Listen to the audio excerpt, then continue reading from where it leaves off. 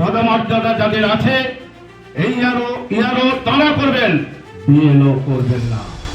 অমানসিক অত্যাচার করা হচ্ছে এমনই অভিযোগ তুলে এবার আন্দোলনে নামলেন ইন্দাস ব্লক এলাকার বিএলওরা। এর থেকে মুক্তির দাবিতে তারা ইন্দাস বিডিও অফিসের সামনে বিক্ষোভ দেখানোর পাশাপাশি নিজের দাবিপত্র বিডিওর হাতে তুলে দেন। আন্দোলনকারী বিএলওদের দাবি, নির্দিষ্ট সময় মেনে নির্বাচন কমিশনের নির্দেশিকা মেনে এসআইআর এর কাজ তারা করেছেন। এখনো পর্যন্ত সব কাজ নির্দিষ্ট সময়ে শেষ করার পরেও এখন ভোটারদের বাড়ি বাড়ি গিয়ে হিয়ারিং এর দায়িত্বও দেওয়া হচ্ছে, যা একেবারেই অসম্ভব। কোনো ভোটারের নাম চূড়ান্ত ভোটার তালিকা থেকে বাদ গেলে তার দায় বর্তাবে সংশ্লিষ্ট বিএলওর ওপর, এমনকি জনরোষও আছড়ে পড়তে পারে। ফলে হিয়ারিং কাজ বিডিও অফিসে হোক। আমরা তো বিএলওর কাজ করছি বিগত 2-2.5 মাস ধরে।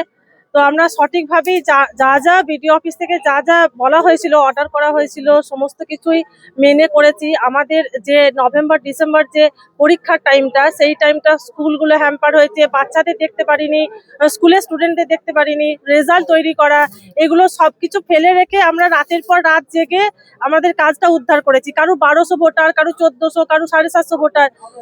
এরপরে কি হলো, সমস্ত কিছু ডিজিটাইজেশন করার পর আমাদের ওই অ্যাপে এলো লজিক্যাল ডিসক্রিপেন্সি, যেখানে আমাদেরকে বলা হলো বিডিও অফিস থেকে যে ওখানে মাধ্যমিকের অ্যাডমিট কার্ড বা আধার কার্ড দিলেও হয়ে যাবে, এগুলো দিয়ে ডকুমেন্টস দিয়ে সাবমিট করে দেবেন, ওগুলো সব অ্যাপ থেকে আউট হয়ে যাবে। করে দিলাম, সবাইকার বাড়ি বাড়ি ঘুরে ডকুমেন্টস কালেক্ট করে দিলাম।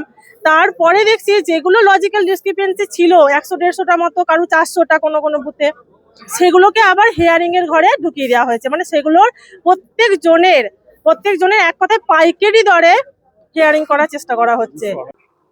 আমাদের বিএলওদের উপর অমানসিক নির্যাতন চলছে। আমরা একটা কাজ করছি, পরক্ষণেই আবার সেটা পাল্টে অন্যরকম নির্দেশিকা আসছে। আমরা এই খামখেয়ালিপনার বিরুদ্ধে আমরা সঠিক গাইডলাইন পেতে চাই এবং নির্দিষ্ট সময় পেতে চাই। এর জন্যই আমাদের এই অবস্থান বিক্ষোভ কর্মসূচি।